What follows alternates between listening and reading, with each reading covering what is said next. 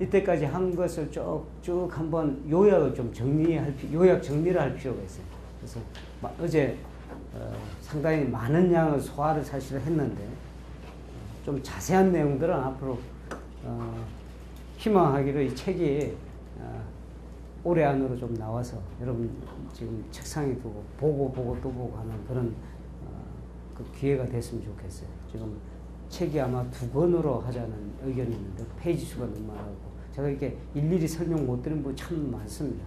오늘 예를 들면은 성경 탐구 부분도 사실 요거 하나만 갖고 요 시간을 다 써도 모자랄 판인데 지금 여러 내용을 갖고 다 이렇게 가야 됩니다. 그래서 좀 아쉬운 부분이 있는데 여기 자료는 여기 다 지금 준비가 돼 있기 때문에 여러분이 앞으로 혹 더 이렇게 관심을 가지시고 책을 봐야 되겠다 하면 그 책이 준비될 수 있도록 열심히 노력하겠습니다. 지금 아마도 감리교 편집국 우리가 KMC라고 하는가요? 네, 출판국 거기하고 좀 이야기가 돼서 진행 중에 있습니다. 그래서 요 결과 나오는 대로 또 제가 메일로 지금 메일이 다 있는 걸로 아는데 그걸 제가 일괄적으로 해서 한번 요약 뉴스도 전해드리고 가끔은 이것도 인연이라 생각하거든요.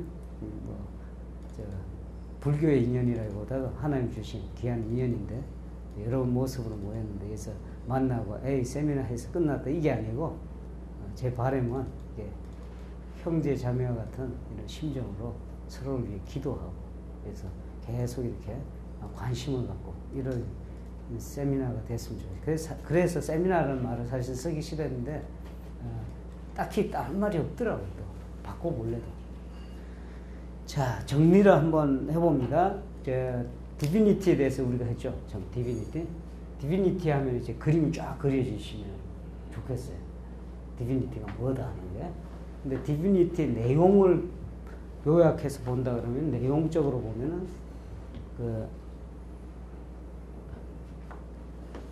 구원의 순서라고 그러죠. 구원의 순서. 근데 이 순서는 잘못 오해를 하시면 안 되는 게 이게 기계적인 순서가 아니라는 거예요. 하나의 흐름을 쫓아서 마치 우리가 아기가 이렇게 태어나서 성장하듯이 유기적이라는 표현을 쓰는데 이게 유기적이라는 표현도 딱 쓰고 나면 좀 어색해요. 그래서 우리 그냥 생명이 이렇게 씨앗이 이렇게 생겨서 자라나고 이렇게 가듯이 그러니까 어느 부분을 단절할 수 없다. 이게 사람 자라는 청소년 기 해갖고 그 한 포인트 탁 잡아갖고 이야기할 수 없잖아요. 그냥 대충 그냥 어려우니까 청소년 기 해갖고 사춘 기 해갖고 폭넓게 잡아서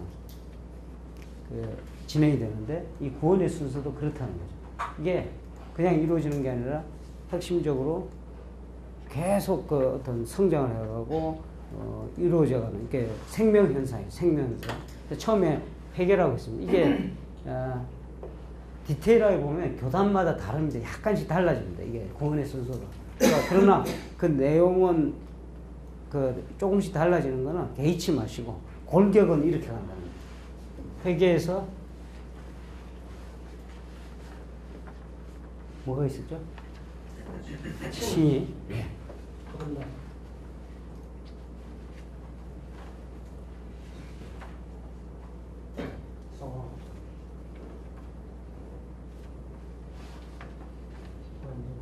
자, 우리가 타겟을 하는 건 여기까지입니다. 그러니까 이게 요약하면 우리가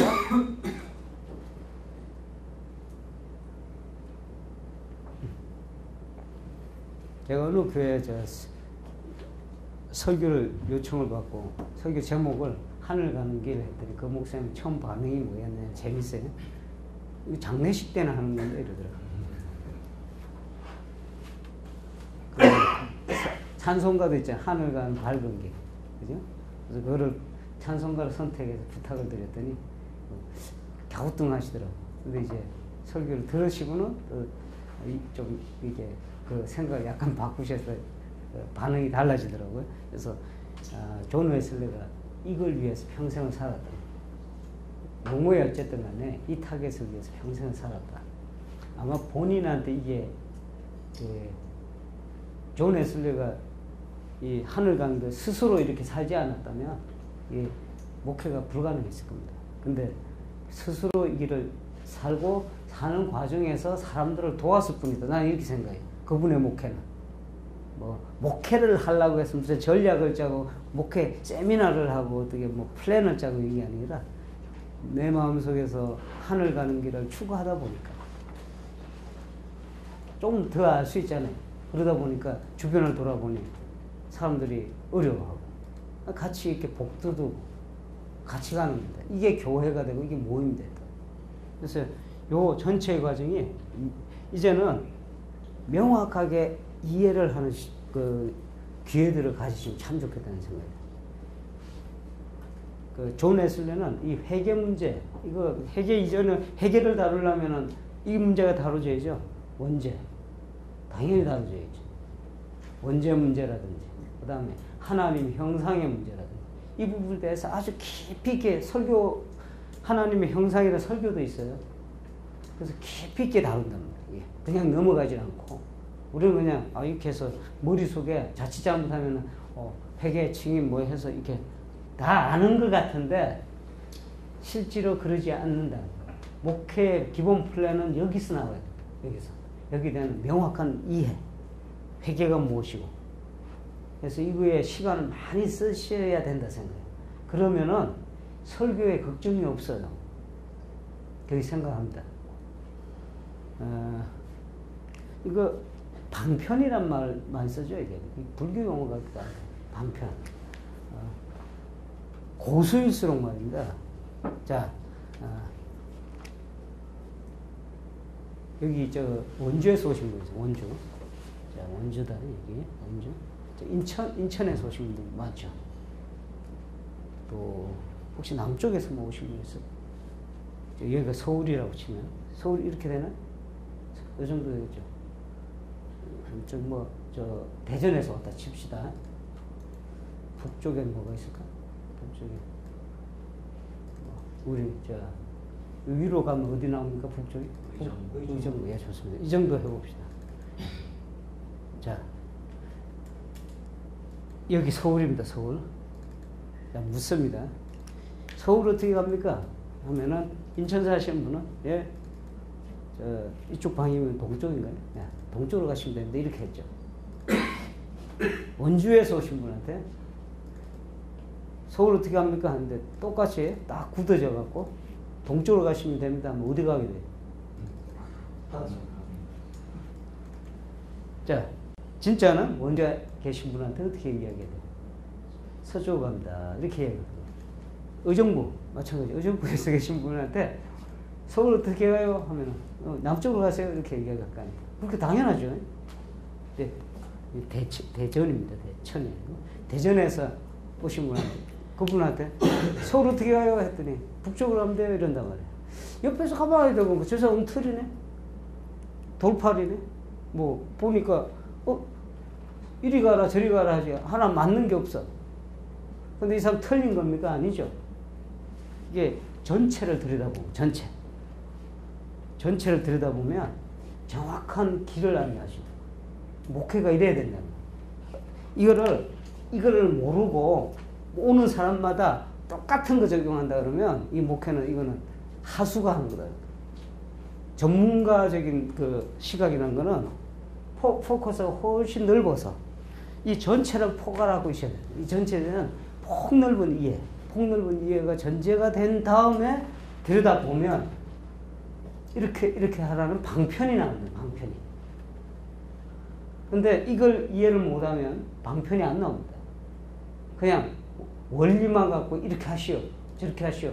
그 사람 갖고 그냥 이렇게 하면 그 사람 따라가 보니, 자, 인천에서 서울 가는 사람한테 어떻게 서울 갑니까? 했더니 동쪽으로 가세요 해야 맞는데 이 사람 하던 거를 그대로 적용시킵니다. 서쪽으로 가세요? 무슨 일이 벌어져요? 바다로 가는 거죠. 이런 일이 우리한테 일어나요. 이런 일이. 그러니까 이 원리를 정확하게 우리가 알 필요. 이게 사실은 우리가 교회 다니는 이유 아닙니까? 그죠? 또 우리가 목회하는 이유예요. 하늘 가는 길에 대한 정확한 내비게이션, 정확한 판단. 이거를 목회자들이 이거를 익혀보질 못하고 신학교를 졸업한다는데 큰 문제가 돼요. 정말 철저하게 알아야 돼요. 이 전 단계에 대한 이해다. 근데 어떤 분은 뭐 저를 포함해서 아마 그럴 수도 있어요. 한 요 정도 겨우 이제 거듭남의 체험을 갖고 목회를 한다고 달려든다 그러면 이 다음을 모르잖아요. 그러니까 목회 플랜이 안 나오는 거예요. 그래서 세미나만 쫓아가는 거예요. 그래서 봤더니 뭐 이렇게 이래라 저래라 그게 이게 안 들어오는 거예요.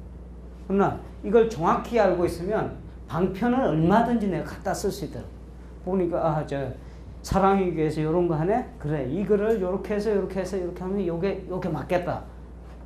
그 아이디어는 얼마든지 쓸 수 있잖아요. 그런데 같은 걸 쓰는데도 어떤 사람은 성공하는데 어떤 사람은 안 되는 거예요. 같은 걸 쓰는데 똑같이 앉아서 똑같이 했는데 이유가 뭐냐? 이 understand, 이 이해가 전제가 안 돼 있다는 거예요. 깊이 있는 이해가 전제가 돼 있으면 내가 갖다 쓰는 그때는 방편이 되지만 그렇지 않으면 독약이 되는 거예요.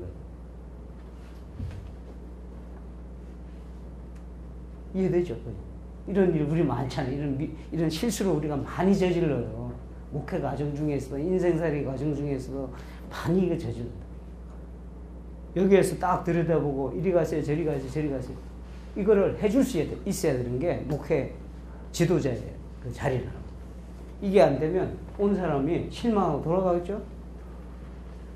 내 아들이 귀신 들려서 저 이렇게 고통스러워하는데 데려왔는데 제자들이 못합니다. 그러니까 주님께서 내가 언제까지 너희들하고 같이 있어야 되나. 그 말씀 속에는 이미 다 가르쳐줬다는 겁니다. 뭐 새삼스럽게 스킬을 기술을 목회 기술을 너희가 배워라 이런 얘기가 아니고 이 안에 다 있다는 거예요. 다 있다. 지금 사실은 이거를 정확히 그 단계마다 이걸 정확히 이해가 된다 그러면 어쩌면 은혜의 수단에 목회에 의한 그 방편들은 의미가 없을 수도 있어요. 여러분을 만들어낼 수가 있다. 그게 더 가치가 있죠. 왜냐하면 현장마다 다르잖아요. 여기서 온 사람들이 다르잖아요. 다른데 다른 사람한테 다른 이야기를 해줘야 되는데 이게 뭐가 지식이 없으니까 하나 딱 알고 그것만 무조건 하는 거죠. 그런 미스테이크를 우리가 실수를 계속 저지르고 있는 거예요. 여기에 기본입니다. 기본에 자꾸 돌아가셔야 돼요. 지금부터 바라기는 깊이 이렇게 침잠해서 하늘 가는 길을 깊이 체험을 할 필요가 있다. 그래서 이게 제가 말씀드리기는 이메일을 교환해서 이렇게 하자는 거는 여기에 가는 길이에요. 이것도 동역자입니다. 이 동역자들이 여기서 우리가 정보교환다. 혼자 가자니 너무 외롭잖아요. 노아가 그 배짓느라고 얼마나 외로웠겠어요. 그것도 친구가 있어서 얼마나 좋겠어요. 그래서 예수님이 혼자 안 보내고 둘둘 보내잖아요. 둘둘. 서로 격려하고 서로 도우라고. 요새는 둘둘 보내면 무슨 싸움 나네. 그 감독 회장도 둘이 뽑으면 좋을 것 같아요.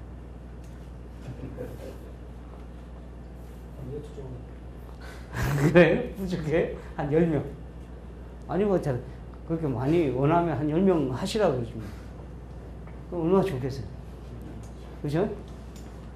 아니 런던 디스트릭트 우리는 영국에서는 그게 없어요. 감독이라는 게 없다고 그랬죠. 이 체어들이 체어. 그 연회장이라고 하죠. 회장.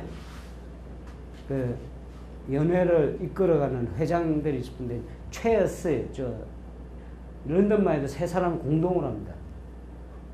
역할 분담을 해갖고 얼마나 잘하는지 몰라. 셋이서 이렇게 부족한 거 커버해주고 제일 잘 커버해주는 거 어디 한 사람 휴가 가면 두 사람 커버해주고 그 얼마나 편해. 내가 가는데 내 자리 이놈들이 어떻게 이런 생각을 할 수가 없게 시스템이 돼 있다니까.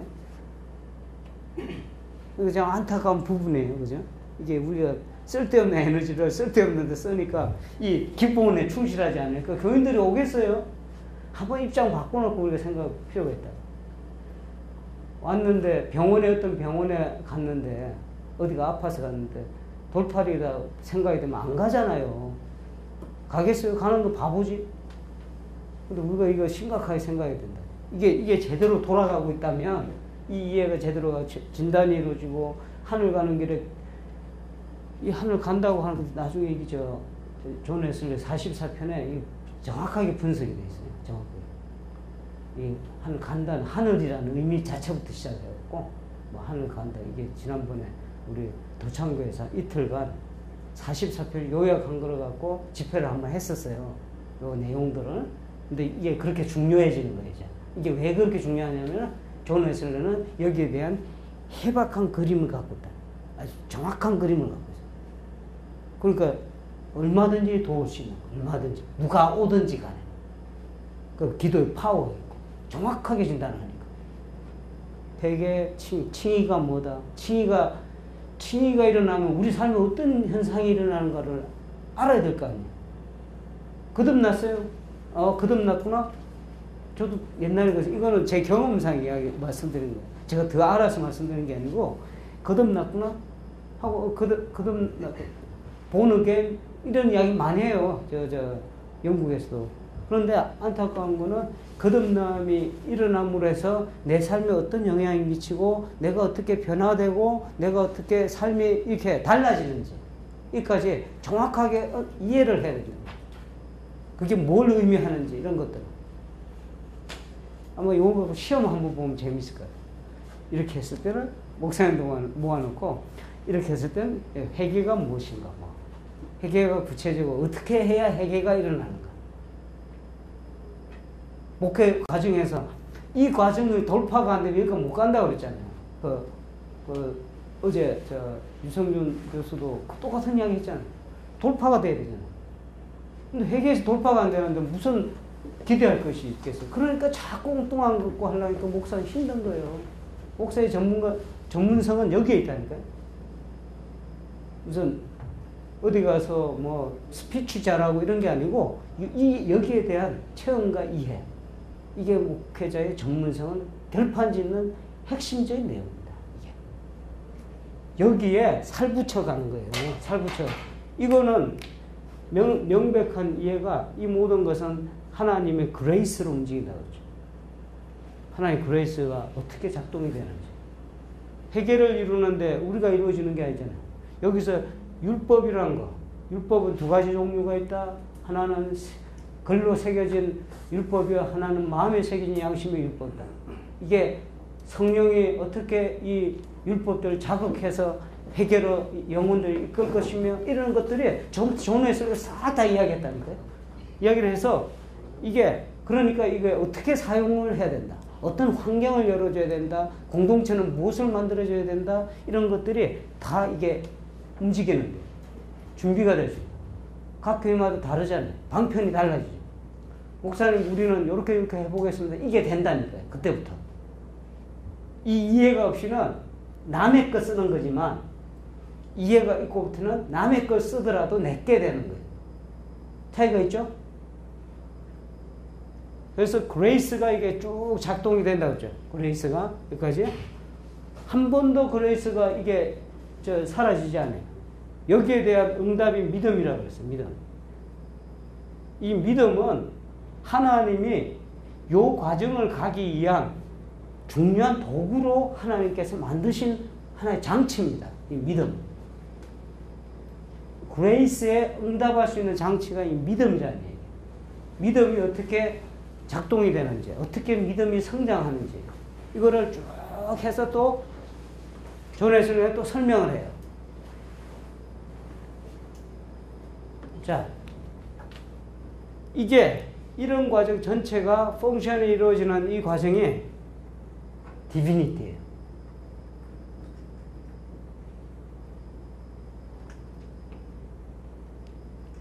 이것만 있으면 목회 되겠죠. 그죠? 만들 수 있잖아요. 교회마다 멋진 게 나온다니까. 내가 하는 거는 여기서 어떻게 된다. 여기서 하는 건 어떻게 된다. 이 단계에서는 어떻게 된다. 존 웨슬리 시대 당시는 그분은 체험적으로 이거 다 배워서 만들고 이렇게 갔어요. 근데 우리가 유리한 거는 그분이 해놓은 게 다 있기 때문에 그걸 잘 갖다 쓰면 돼. 그러면은 이 모든 것이 우리 교회에 적용을 할 수 있는, 우리 교회든 우리 선교든 이게 적용이 될 수가 있는. 요 단계에서 예를 들면 회개의 단계를 이끄는 것이 요 그레이스에 응답하는 그 방편이 은총의 수단이라고 했어요. 은총의 수단.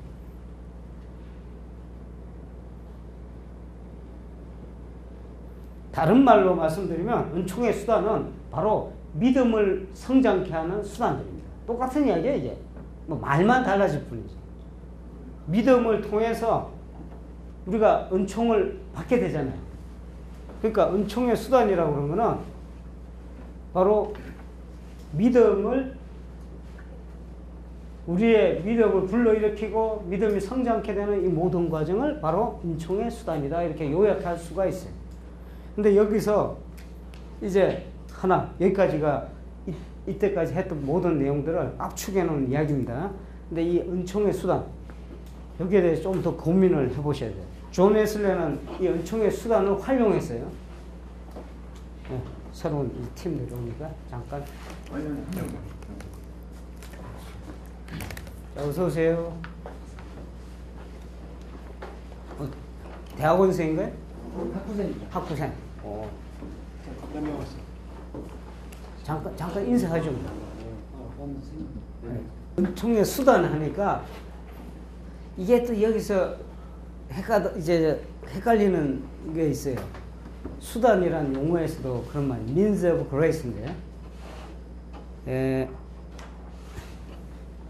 이 은총의 수단을 존 웨슬레는 두 가지 면에서 대단히 우리한테 경고를 합니다. 하나는 과용도 하지 말 것이며, 또 하나는 무시도 하지 마라. 과용을 했을 때 문제와 무시했을 때 문제가 나타납니다. 이 목회에서 우리가 은총의 수단들, 어저께 은총의 수단이 뭐다 하는 걸 했죠. 그것도 잠깐 요약해 볼까요? 그거 하고 넘어갑시다. 어차피 요약하는 거 뭐 한 번 더 하죠.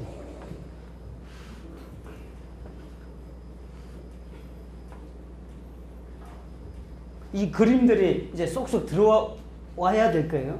그래서 이게 어떻게 목회에서 내가 목회 현장에서 이거를 잘 이렇게 만들어서 이렇게 할 것인가. 은총의 수단들 쭉 그 연도별로 제가 말씀드렸죠. 쭉 이렇게 연도별로 발전 과정을 다른 거 다 잊어버리셔야 되는데, 맨 마지막 거, 원을 활용한 거, 이게 완성된 존 웨슬레의 은총의 수단에 대한 이해입니다. 그리고 그냥 그거를 은총의 수단은 나열한 정도가 아니고 어떻게 이게 작동을 해서 목회 가운데서 이렇게 파고드는지 그거를 만들어 놓은 것이 이 도표입니다. 원이 몇 개 있었죠? 5개. 예. 맨 안쪽에 사랑이라고 했어요. 사랑. 하나님을 사랑하고 이웃을 사랑하라. 이게 완전의 상태입니다. 완전의 상태. 그리고 그리스도의 마음을 품어라. 똑같은 말에 성령의 12가지, 우리 알죠? 9가지, 열매들. 그게 맺어진 상태. 그게 그리스도의 마음이라고 했어요. 그 다음에 또 바깥으로는 뭐가 있었죠? 자비의 삶. 이게 상당히 신기하지 않아요? 자비의 삶. 우리가 자비의 삶을 또 혹은 이렇게 구제라고 보시면 돼요. 남을 돕는 거, 사랑하는 거. 자비의 삶이 the works of mercy입니다. mercy. 이 자비의 삶이 상당히 안쪽에 들어와 있어요. 우리가 일반적으로 생각하기에 경건의 삶이 더 안쪽에 와 있어야 될 것 같은데, 자비의 삶이 안쪽에 와 있어요. 네. 요 바깥이 뭐라고요? 경건의 삶이라고 했어요. 경건의 삶 중에 뭐 들어가겠어요?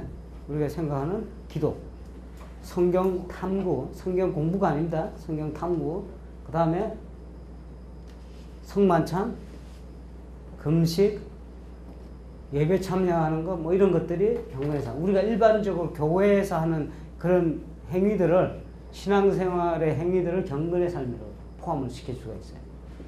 맨 마지막에 뭐겠죠? 교회라고 그랬어요. 자, 이런 것들이 이상하죠? 교회가 은총의 수단이라는 거예요. 교회가 절대적인 어떤 공간이 아니라는 거예요. 은총의 수단으로 이해를 해야 되는 거예요. 존 웨슬레에 있어서 교회는 무슨 절대적으로 교회가 교황처럼 뭐가 있고 그 체제가 거기서 막 축복을 베풀고 이런 수단이 아니고 교회는 바로 은총의 수단 중에 하나의 가장 외곽에서 폭넓게 둘러싸고 있는 가장 중요한 공간입니다. 여기가 이걸 다룬다면 은총의 수단을 어디에 쓰라는 걸 다룬다면 이 안에 것은 이 두 가지 있죠. 경건의 삶과 자비의 삶 이거는 무엇을이라고 생각하시면 돼요. 이게 은총의 수단에 대한 얘기입니다. 은총의 수단. 교회를 다른 말로 더 쉬운 말로 바꾸면 뭐 없을까요? 공동체입니다. 공동체. 조금 이따가 이 교회에 대한 이야기를 좀 깊이 해 들어가야 됩니다. 우리가 존 웨슬리가 이해하는 교회가 뭔지.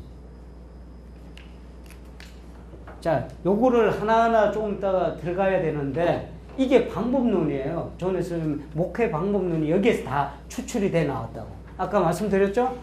기본은 디비니티의 흐름을 쫙 깔고 어떻게 하나님의 그레이스에 응답해 가느냐 하는 거에 어떻게 이게 리스판스 할 것인가 하는 것이 은총의 수단이에요. 그러니까 그게 이 도표로 요약되는 겁니다, 이제. 이 도표로 요약되는데 이걸 들어가기 전에 존 웨슬리는 은총의 수단 자체를 항상 경고합니다. 이렇게. 뭡니까? 이게, 무시도 하지 말고.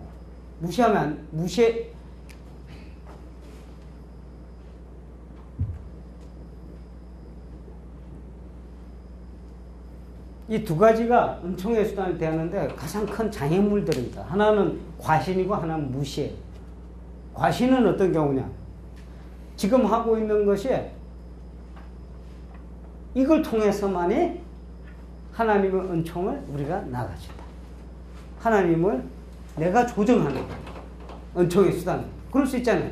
기도 죽으라고 해서 하나님이 나한테 뭐 이렇게 해달라 이런 식의 기도, 이런 은총의 수단들, 교회의 어떤 공동체 모습을 통해서 혹은 경건의 삶을 통해서 자비의 삶을 통해서 하나님은 이것을 하셔야만 됩니다 하고 이끌어가는 거예요. You must do this when I do this. 이런 식이에요. 내가 이걸 하니까 당신 이렇게 한다. 상당히 캐톨릭적이죠? 이게 심해지면 어디로 가냐? 이게 이렇게 가는 거예요. 과신이 심해지면 이게 율법주의가 되는 거예요. 그죠? 뭐 규칙 다 정해놓고 의전 다 정해놓고 예전 다 정해놓고 여기다가 틀을 맞춰서 하나님의 은총은 요로 해야만 은총이 나타납니다 라고 이야기하는 거는 대단히 위험하다. 이건 율법주의로 간다. 그 반대, 정반대 위험성이 또 있습니다. 무시하는 거예요. 무슨 뭐 그런 게 필요하냐? 무슨 이런 경건의 삶, 자비에서 이런 게 뭐 필요하냐? 믿음만으로 다 할 수 있지. 모라비안들이 그렇게 해요. 이거는 율법 폐기주의로 갑니다. 율법 폐기론을 가잖아요. 귀찮게 될 수밖에 없어요. 무시하게 됩니다. 성만찬은 무시하고. 모라비안들 성만찬 무시했잖아요. 교회 전통은 무시하고. 존 웨슬리는 대단히 균형을 갖췄다고 그랬죠. 이 두 가지에 상당히 경계로 양쪽에. 율법주의로 빠지는 것도 경계하지만 반대로. 반율법주의로 빠지는 것도 반대합니다. 이 두 가지를 줄타기 하듯이, 이거 참 대단한, 목회자예요. 생각해보면 이 두 가지를, 은총의 수단이라는 그런 이야기를 갖고 이렇게 탁 갈라서 이렇게 정확하게 이야기해버리는 거예요. 그러니까 이 은총의 수단들은 절대로 과신하지도 말 것이며 이걸 늘 염려에 마음에 두셔야 됩니다. 우리가 하나님의 자유를 우리가 침해할 수 없습니다. 하나님은 은혜 베풀 자에게 베푸시고 은혜를 베푸지 않을 자에게 베푸지 않으실 자유를 갖고 계시잖아요. 우리가 어떻게 하나님의 그 오토리티, 그 권위에 우리가 넘어갈 수 있겠어요? 우리는 언제나 하나님 은총이라는 걸 우리 마음대로 끌어다 쓸 수는 없잖아요. 내가 이래 했으니까 하나님은 은총을 주셔야만 됩니다. 이게 우리 개인적인 신앙생활에 아주 율법주의적인 독입니다. 이게 교회도 마찬가지, 교회 공동체도 마찬가지. 이거는 항상 견지하셔야 돼요. 목회자의 이 균형 감각을 항상 가지셔야 된다. 반대로 무시하는 거. 그러니까 어디로 가냐면 신비주의로 빠지든지. 내가 그런 게 무슨 필요 있어요. 존에서는 신비주의와 결별한 가장 큰 이유가 바로 이 문제예요. 모라비안하고 결별한 이유가 바로 이 문제다. 야, 보니까 그렇게 하면 안 되겠다. 이 사람들, 야, 성만찬 무슨 필요해? 특히 모라비안들이 독일에서 온 그룹들 아닙니까? 근데 이 영국 성공의 성만찬에 대해서 우습게 봤다고. 안 해도 된다 이랬어요. 그리고 나중에 초기에 왔던 사람하고는 어느 정도 됐는데, 나중에 신도회, 소사이어티에서 패틀렛, 그쪽에서 같이 할 때, 막 불똥 튀잖아요. 다툼이 일어나고. 그게 가장 큰 문제가 뭐냐면, 바로 이 무시한 데서 나와요. 존 웨슬리는 성만찬 혹은 교회 기도, 교회 생활, 이걸 대단히 중요하게 생각해요. 손님. 자, 어서 와요. 먼 길 왔습니다.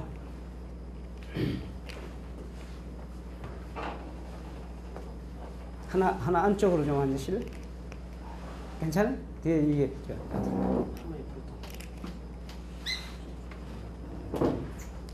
한 사람 아마 한 사람 더 올 거예요, 그죠? 두 사람. 또 모르거든.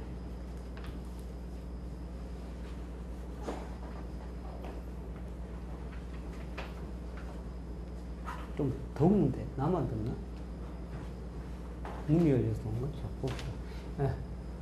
어디까지 했지? 예, 과신과 무시. 이거 은총의 수단에서 이건 대단히 독약입니다. 독약 드시지 마세요. 항상 이거 유의하고 조심해야 된다. 하나님 앞에 과신하지 않는다는 의미는 하나님 은총 앞에 항상 엎드리는 자세가 될 수밖에 없고, 무시하지 않는다는 것은 역시 똑같은 얘기야. 하나님 은총 앞에 또 엎드릴 수밖에 없는 그런 것을 명확하게 보여주는 거예요.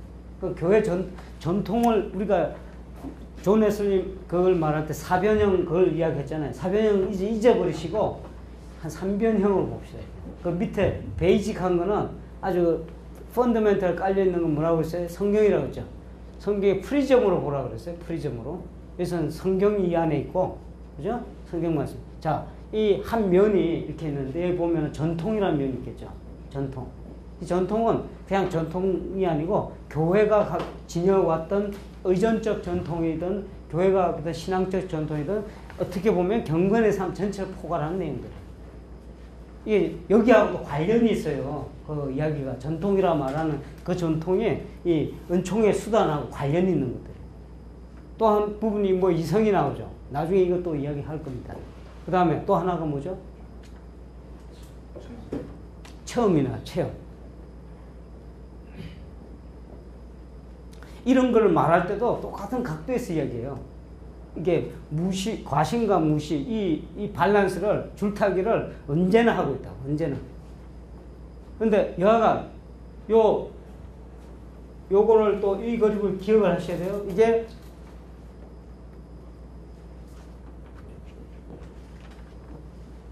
은총의 수단들입니다. 자, 이걸 좀 분석해 들어간다. 이 은총의 수단들을 웨슬리 목회 현장에 어떻게 적용을 했는지. 이때까지는 그 펀더멘탈 그 기초가 되는 내용도 쭉 이렇게 해왔어요. 이건 먼저 이해를 하시고 이걸 들어야 이게 무슨 이야기인가 알 텐데, 우리 대학원생 아침에 와갖고 그 부분 못 들었어요. 뭐 할 수 없지만 그 책 잘 읽어보시면 이해가 될 거예요. 공부를 미리 안 하고 와서 그 책을 안 줬기 때문에. 자, 지금부터 잘 들어보시면 돼요. 여기에 은총의 수단들이 웨슬리 목회에 어떻게 적용이 됐는가. 자, 이거 하기 전에 약간 5분 쉽시다. 딱 보니까 쉴 타이밍이.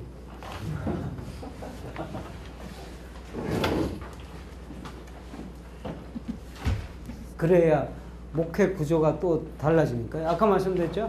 그 은총의 수단이 어디에서 작동되느냐 했을 때 바로 교회를 생각합니다. 이 교회는 우리가 생각하는 이게 비즈블, 가시적 교회가 아닙니다. 여기에 지금 해놓은 건물이 만들어진 성공회가 아니에요. 물론 존 웨슬리는 성공회의 아들입니다. 그죠? 성공회 목사의 아들이었고, 성공회에서 신앙생활을 했고, 거기서 결국은 안수까지 받고, 거기서 목회자가 됐고, 평생토록 성공회를 떠나기를 원치 않았기 때문에, 결국은 그분은 성공회 사람입니다. 그런데 존 웨슬레이가 특이하다고 보는 거는, 독특하다고 보는 거는 그 교회 터울에 머무르지 않았다는 거예요. 보통의, 지금도 그러죠. 영국 교인들을 이렇게 보면은 그 교회 건물에 대한 애착이 커요. 한국 분들은 이게, 모르겠어요. 교회 건물 자체에 대한 애착이 큰지 모르겠는데, 그 영국 분들은 이 교회 그 생긴 모습이죠. 이게 생긴 모습이 조금만 달라 싫어해요. 이게 교회다운 모습을 좋아하고. 그러니까 완전히 그 몸에 뱄어요, 이게. 그래서 그런 형태의 교회를 늘 생각을 해왔고, 그런 것이 교회다 생각하는 그 시점이었어요. 그 시점에 존 웨슬리가 생각하는 교회가는 완전히 달랐다는 거예요. 디비니티가 형성될 갈수록 거기에 대한 이해가 100% 달라집니다. 그래서 존 웨슬리의 교회라고 했을 때는 비가시적인, 보이지 않는 그런 형태의 교회까지도 포괄하기 시작했어요. 우리가 일반적으로 말하는 진짜 믿는 사람들의 모임을 교회로 인식하기 시작했다는 거예요. 그냥 건물이 아니고 그런 제도가 아니고 믿는 사람들이 모인다. 그 존 웨슬리가 말하는 이 믿는 사람,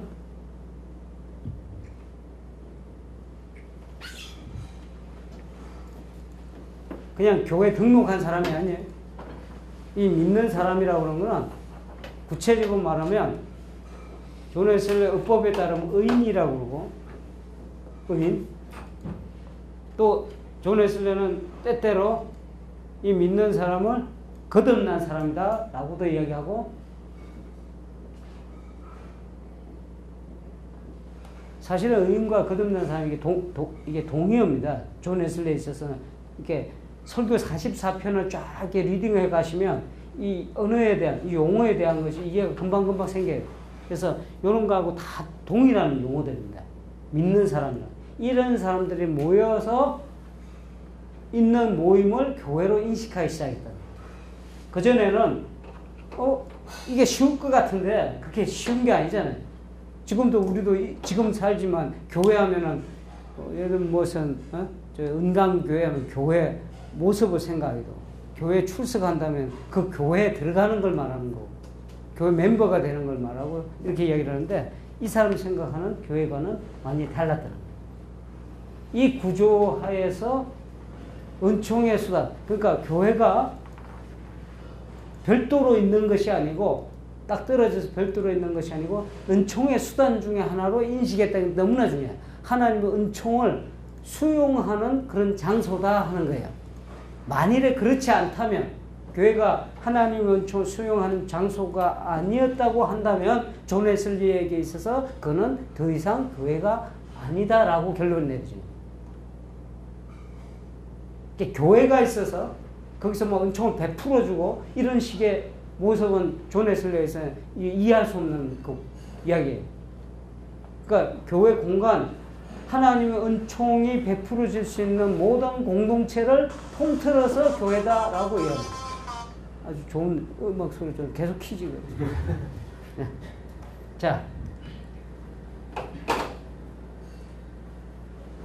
교회 공동체가 어떤 의미를 가는지 이제 다시 한번 정리합니다. 존 웨슬리에서 뭐 이렇게 건물이나 보이는 이런 의식이 있고 이런 것이 아니고 하나님의 은총이 수용돼서 이게 그게 통해서 공동체, 믿는 사람들의 공동체를 통해서 수용될 수 있는 바로 그 공동체를 교회다 이렇게 봤다고 그랬어요. 그러면은 존 웨슬리의 그 은혜의 수단으로서의 교회는, 은혜의 수단을 받아들이는 공동체로서의 교회는 다양한 형태를 띠게 됩니다. 그죠? 그런데 이 다양하다는 게 뭐가 있고 요만한 그룹이 있고 요만한 그룹이 있고 막 만드는 게 아니에요. 막 만들어내는 것이 아니고 전략적이고 조직적으로 만들어냈다는 거예요. 제일 처음에 이 공동체에 대한 관심을 갖고 스타트한 게 뭐냐면 이게 소사이어티입니다.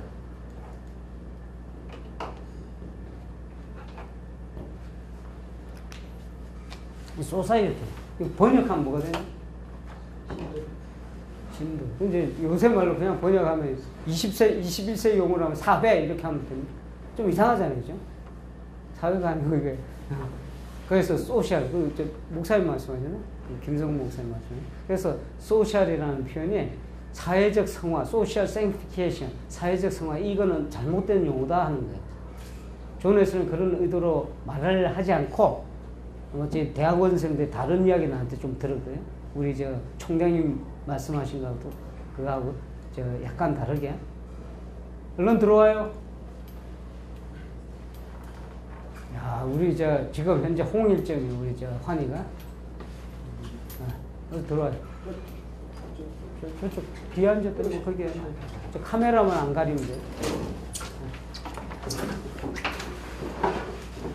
자, 우리 대학생, 대학원생도 이렇게 했는데 다음 강의 들어가기 전에 잠깐 자기 소개하고 합시다. 이제 다 모였으니까.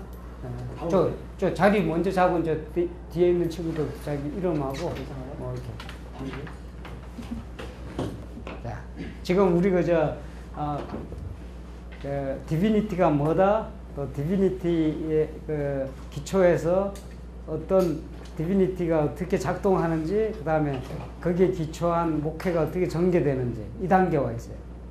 쭉 설명을 했고, 디비니티의 목회의 모든 수단 혹은 목회의 방법론은 바로 은총의 수단이다 하는 얘기까지 와 있습니다. 그래서 은총의 수단을 지금 요약해 들어가고 있어요.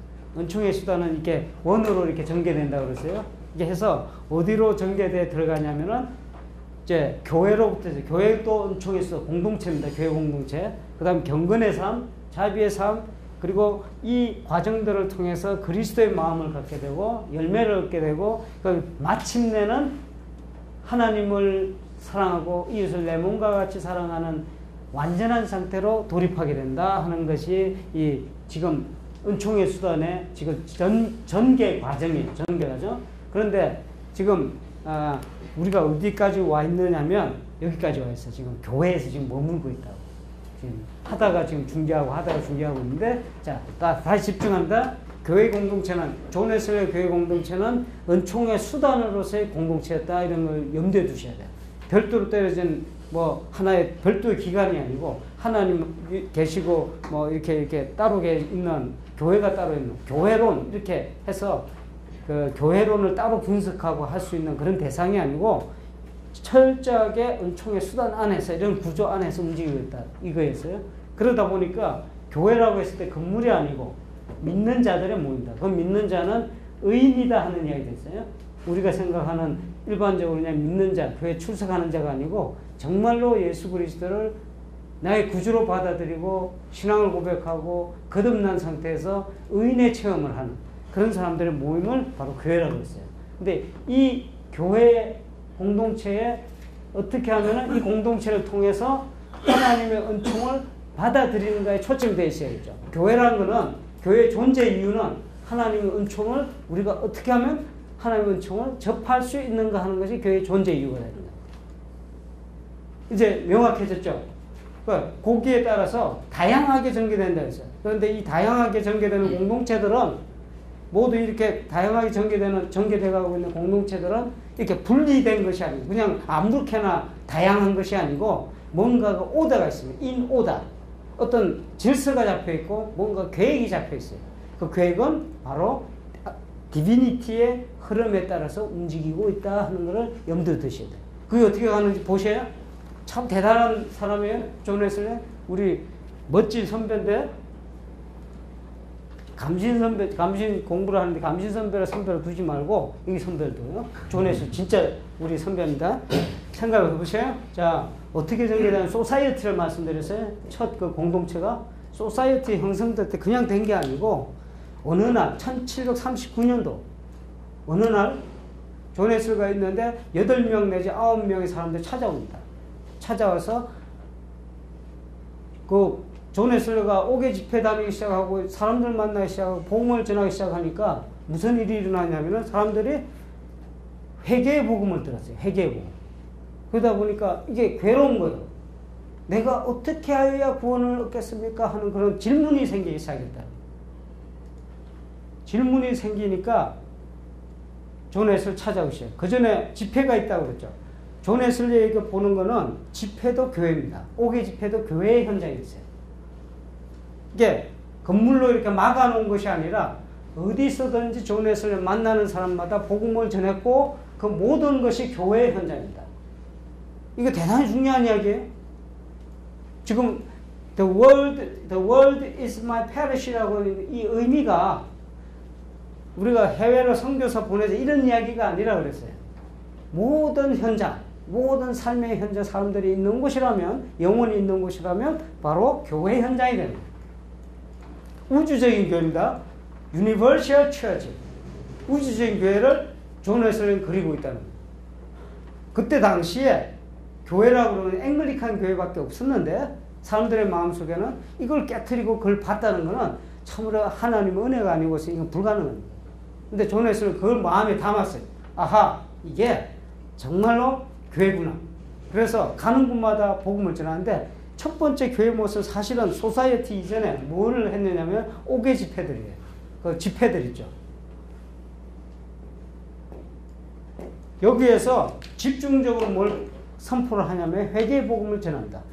하나님의 진노를 선포했고 우리가 이게 설교도 이제 디자인이 될 수가 있어요. 이렇게 보면 교회에서 개교회에서 이루어지는 설교가 그냥 이번 주는 뭐 하지?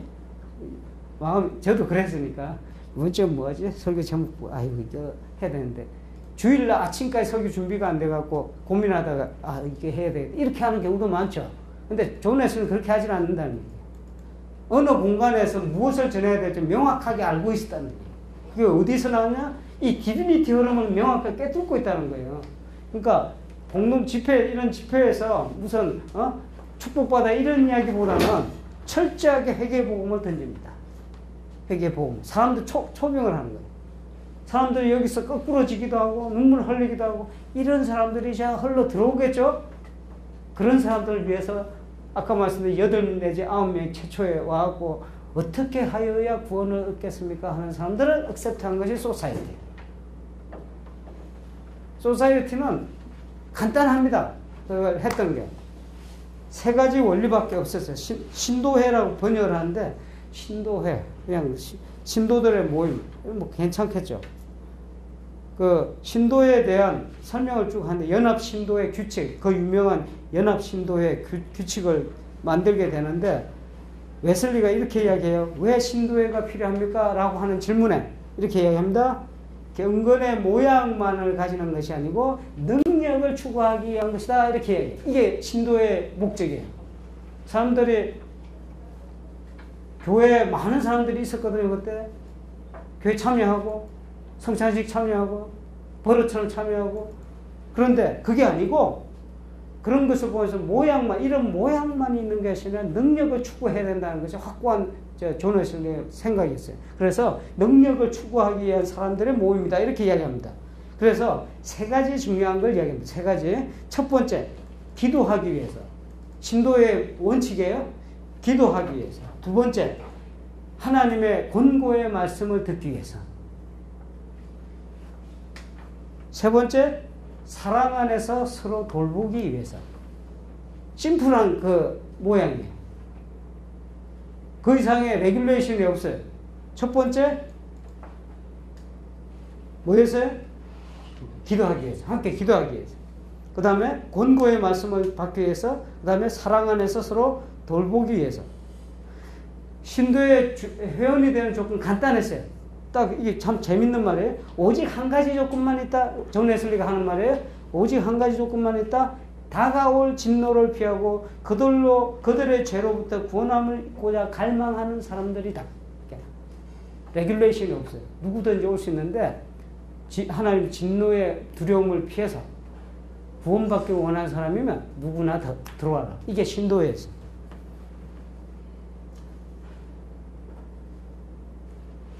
자, 이 이야기 왜 말씀드리냐면 다시 이거 들어갑니다. 디비니티의 흐름을 갑니다. 회개, 증인 이제 줄줄 나와야죠. 그죠? 거듭남, 성화, 완전. 이 플랜에 따라서 존 웨슬리는 완벽하게 공동체들을 구성해 들어갑니다. 이게 천재적이라고 그랬죠. 회계로 초대하기 위해서 엔트런스 포인트, 엔트리 포인트, 처음에 접하는 접촉점을 기가 막히게 설정하기 시작하는데, 이거는 다양하게 교회마다 할 수도 있어요. 지금 다르죠. 존 웨슬리처럼 나가서 오개 집회 하셔도 돼요. 막 나가서 거리전도 하셔도 돼요. 엔트런스 포인트가 있는데, 확고한 건 뭐냐면 회계의 초대예요. 이거가 돌파되지 않고는 성장할 수가 없습니다. 이 디비니티, 이 흐름에 동참할 수가 없어요. 이 하늘 가는 길에 입구부터 못 들어가요. 그래서 회계는 구원의 입구다 이런 말을 쓰잖아요. 쓴 말 들어봤죠. 그래서 이렇게 흐름에서 이렇게 들어가는데, 이 회계의 초대에 가장 첫 번째 포인트가 뭐냐? 그 공동체가 뭐냐? 존 웨슬리가 선택했던 것은 옥외 집회였어요. 옥외 집회. 그냥 옥외 집회 갔다가 아니고, 옥외 집회에서 존 웨슬리는 그림을 그리는 거예요. 그런데 이게 조지 휠필드는 안 돼요. 그냥 가서 선포만 했지.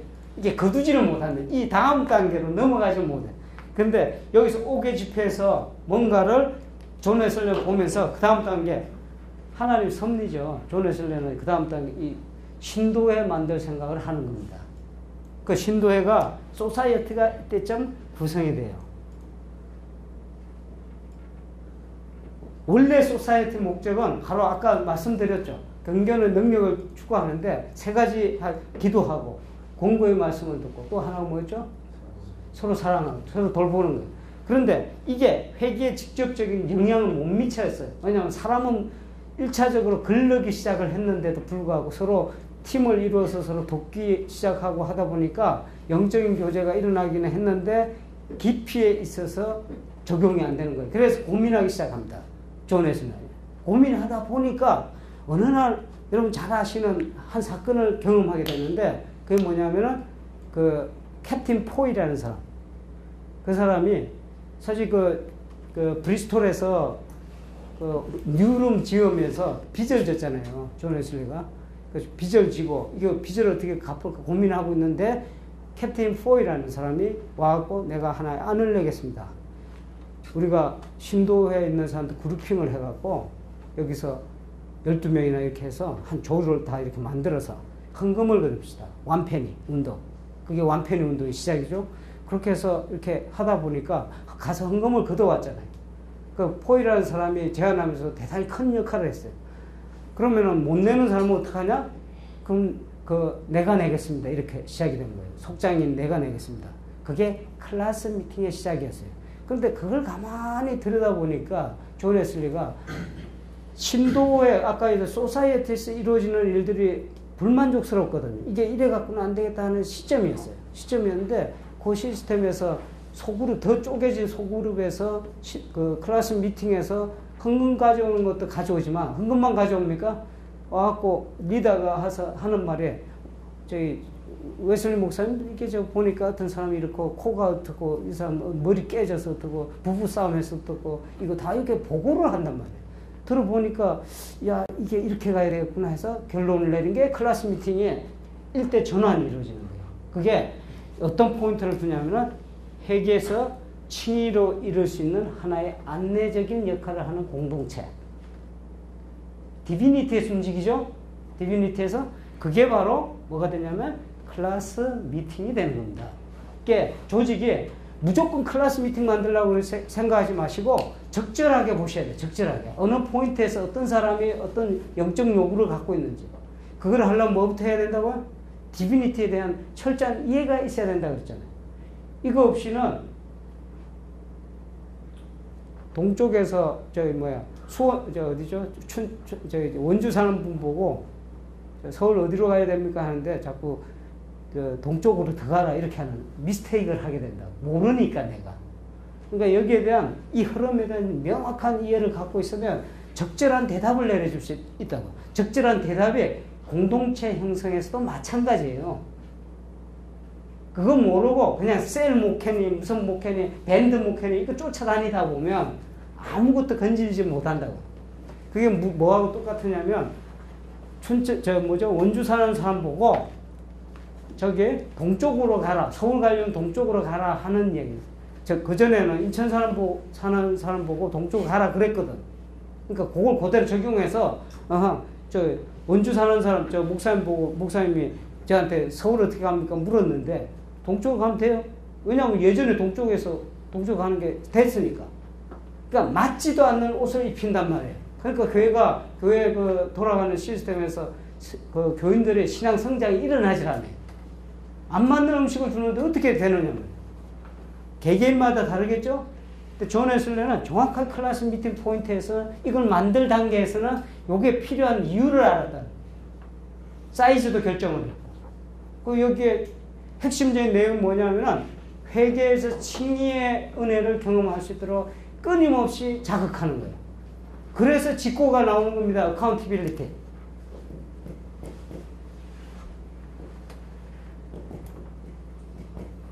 accountability. 왜 이렇게 많아?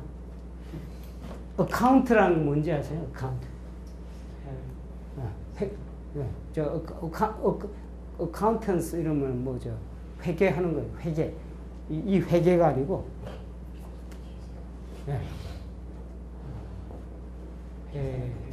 회계사 있죠? 회계사. 이 회계입니다. accountability. 이게 제일 중요해지는 거예요. 그 그룹에 있어서. 이게 제가 이게 힌트만 드리는데, 모양이 어쨌든 관계없습니다. 스타일이 어쨌든 관계없는데, 이 내용을 확고하게 지켜야 돼요. 이게 뭐냐? 회계는요, 다른 방법이 없어요. 질책밖에 없습니다. 오픈해서 질책하는 거예요. 속장이 과감하게 했다니까? 지금처럼 뭐 봐주고 이런 게 없어요. 거기서 자기가 그때 시대, 내가 말씀드리자, 영국 사람 자기 오픈하는 게요, 너무너무 힘든 사람이에요. 어떻게 오픈하는 거예요? 우리 보영 형제 겪어봤잖아. 여기 영국에서 오신 분 몇 분 계신데, 영국 사람, 이게 오픈한다는 게 이게 보통 여간 힘든 게 아닌데, 한국 사람 그래도 합니다. 근데 마음을 오픈해서 자기 죄를 고백하고, 카운트라는 게 고백해야 카운트 될 거 아닙니까? 내가 계산하려면, 내 죄를 계산하려면 이 고백해야 될 거 아니에요. 고백이 나와야 되고, 그 다음 질책을 하고 권면을 하게 됩니다. 위로하게 돼요. 요 단계가 그대로 가는 거예요. 내가 오픈하게 하고, 열어 제끼게 하고, 고백입니다. 고백. 컨페션이 있고, 그 다음에 그게 돼서 반드시 질책을 해요. 그냥 그렇게 살면 안 돼요. 이렇게 하면 문제가 됩니다. 이 속장이 한 일입니다. 속장이. 이 정도의 능력을 가졌다는 속장이. 질책을 해도. 질책에서 끝나면 그건 안 됩니다. 항상 권면과 위로가 뒤따랐다. 이것이 그대로 가는 겁니다. 근데 이런 형태를 어떻게 유지할 것인가. 근데 이것도 아무나 하면 안 돼요. 아까 뭐라고 그랬어요? 소사이어티 단계에서 이걸 적용할 수가 없다니까. 목사님 이거 안 됩니다 하는 거는 내가 판단을 못해서 그런 거예요. 어느 단계에서 이 사람한테 이게 필요한지. 이게 캐치가 돼야, 그 사람의 영적 상태가 캐치가 돼야. 우리는 영적 의사입니다. 그죠? 이제 말씀드렸죠. 메토디스트라는 의미가 영적인 의사예요. 못 들었지? 우리 대학에서. 의원이 그래, 의원이. 메토디스트라는 의원이 로마에서 영적 의사예요. 우리가 영적인 의사니까. 그러면 정확히 이 환자의 상태에 대한 정확한 진단을 우리가 해야 될까요? 어떤 게 문제인지.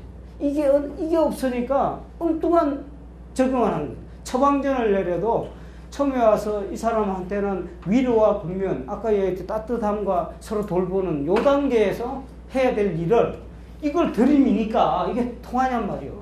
너 죄인이야, 너는 죽일 놈이야, 이렇게 나오면 되겠어요? 겁나서 달아나 그러지?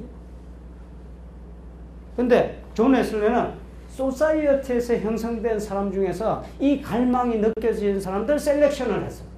그게 바로 클래스입니다. 그 집중적으로 이걸 하니까 칭의의 단계로 넘어가 거듭남의 경험이 일어나는 거예요. 그 그룹들이.